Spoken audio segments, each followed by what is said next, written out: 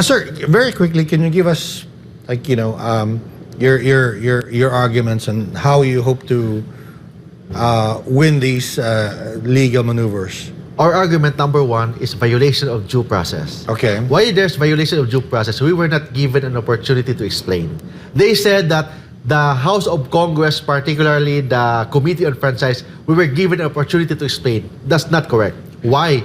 Because the investigation of the House of Congress, particularly the legislative franchise, is only in aid of legislation.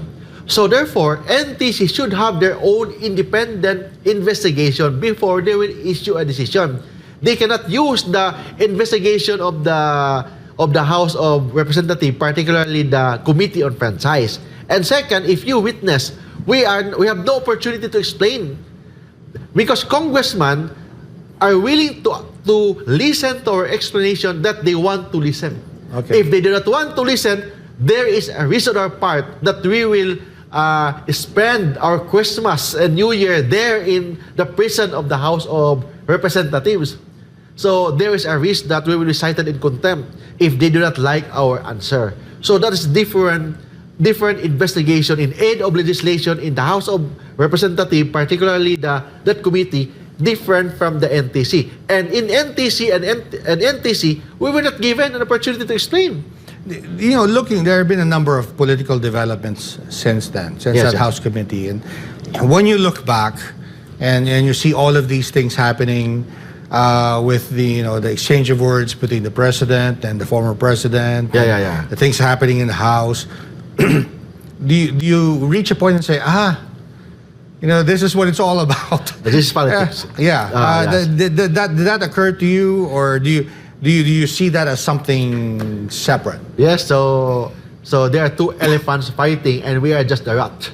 Okay. Fighting, the two elephants are fighting. So meaning the group of Duterte in Davao and the group of, I don't know if it's Marcos or Romualdez. That's the other side. Yeah, but there's also, Pastor Apollo Quiboloy, and there is now some initiative in the Senate from Senator Rizzo Ontiveros to look into the kingdom of Jesus Christ.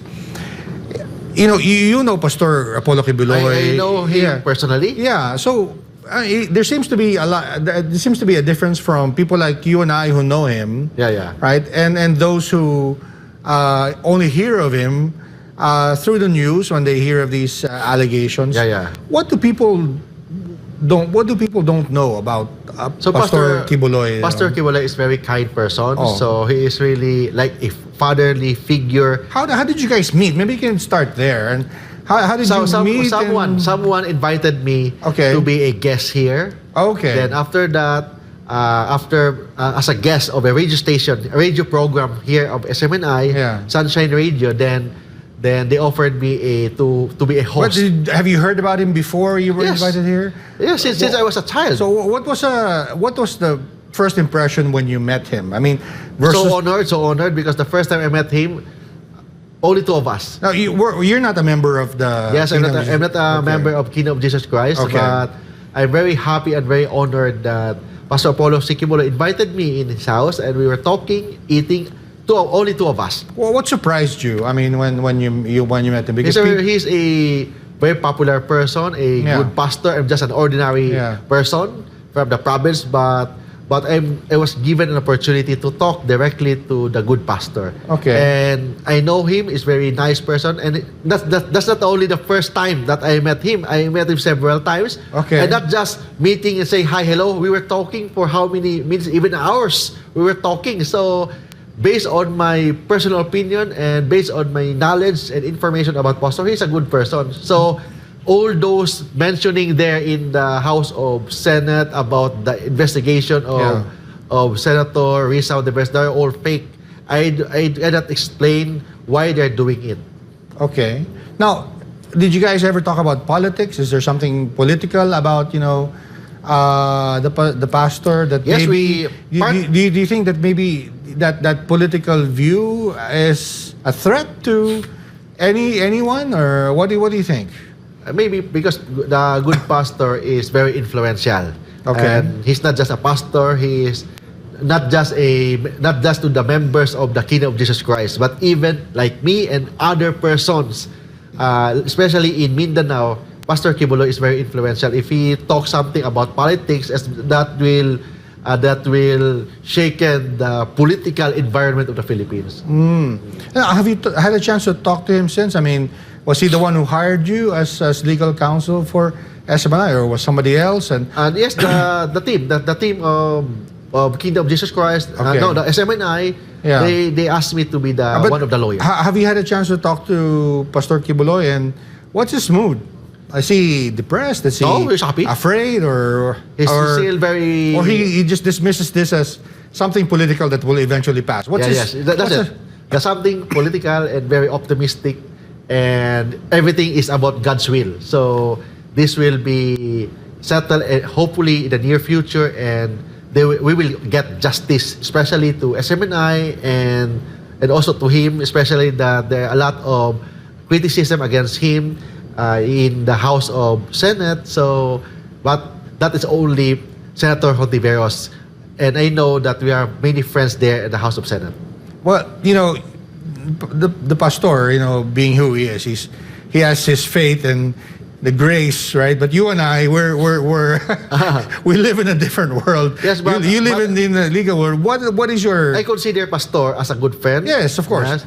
But what is your, as a lawyer, right? I mean, as a non-religious person, how do you see this playing out? What will be the outcome? I mean, is it really going to extend to maybe 2025 or 2028, the next presidential elections, or how do you see this developing?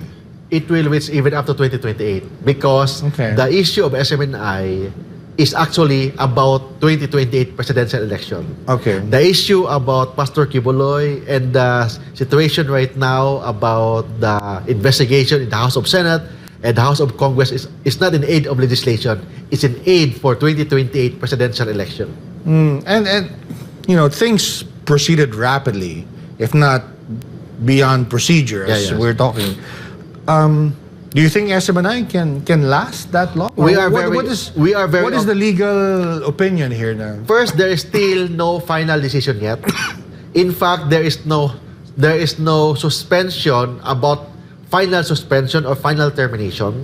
So it's just an indefinite suspension that can be revoked anytime through a TRO from the Court of Appeals. So it's not yet final, it's not yet executory. We have all the legal remedies available. First, we can file motion for reconsideration to the NTC. We can file petition for certiorari to the Court of Appeals, even to the Supreme Court. But we are talking here of freedom of press and freedom of expression. How about the freedom of religion? How about the spiritual food from the faithful, from the believers, from the members of the Kingdom of Jesus Christ? They were deprived of that spiritual food because we were not able to air over radio, over in TV. How about those members of the Kingdom of Jesus Christ in the mountain in Davao that there is no internet? How can they listen to the preachings of Pastor Apollo Quiboloy? That preaching is a spiritual food. So that NTC decision actually in violation, not just freedom of press, freedom of expression, but also violates the constitutional right, yung tinatawag na religious freedom. Now, have you explored an argument, or is it something that is still? I mean, the legal strategy is still evolving? That is one of our argument, but of course, there one member of Kingdom of Jesus Christ already filed to before the Court of Appeals, asking CA to file a petition for certiorari prohibition mandamus with prayer for TRO on the ground that the resolution of NTC violates freedom of religion, especially that NTC decision deprives the religious food, the spiritual food from the members of the Kingdom of Jesus Christ. Well, that particular argument about infringement on the freedom of religion, is that still within the ambit of NTC, or does that now belong in court somewhere else? Or? No, it's the court, because that is a constitutional issue. Right. So, I mean, have you prepared? I mean, have you filed? I help it prepared, but another lawyer actually is handling the case. Okay. Handling the case file it with before the Court of Appeals. Well, what about the people in SMNI? I mean, there are, of course, people who work here. As you said, if this drags on to 2028, what happens to them? That's why this will drag to 2028, except if there is they will reconsider their decision, and of course, they cannot control the justice system of the Philippines. I still believe to the independence of the justice system of the Philippines, particularly the Court of Appeals and the Supreme Court. Now, other media people are grudgingly supporting SMNI. I mean, they make the distinction about independent media or maybe legitimate media and SMNI, right? Yes. You know, I find that kind of offensive. But what is the larger implication here, you think, for Philippine media? Because, you know, they see SMNI as somehow small, maybe even fringe, right? But is there a danger here, you think, for the larger media establishment in the issue here in the is not who is large, who is small. Okay. The issue here, who gives the real public service, who gives the truthful news to the people. Okay. So that is the issue. So maybe SMNI is different because we are very independent compared to them, because maybe some of the oligarchs controlling those big media establishment in the Philippines, but SMNI is different. Or in fact, our motto is truth that matters. That is the motto, and we practice that motto to give truthful and important news to the public, especially that we believe freedom of press, freedom of expression, and the constitutional right to be informed. All of these very complicated legal issues. You probably have your hands full, and I wish you luck, and I hope that truth prevails. Yes. Before we go, maybe you want to give a message to our viewers? To all our viewers here in Business and Politics, we are here to fight, not just a fight for SMNI, but for freedom of press and freedom of expression. And I'll assure you, we will win. We will attain justice, maybe not now, maybe not today, but tomorrow.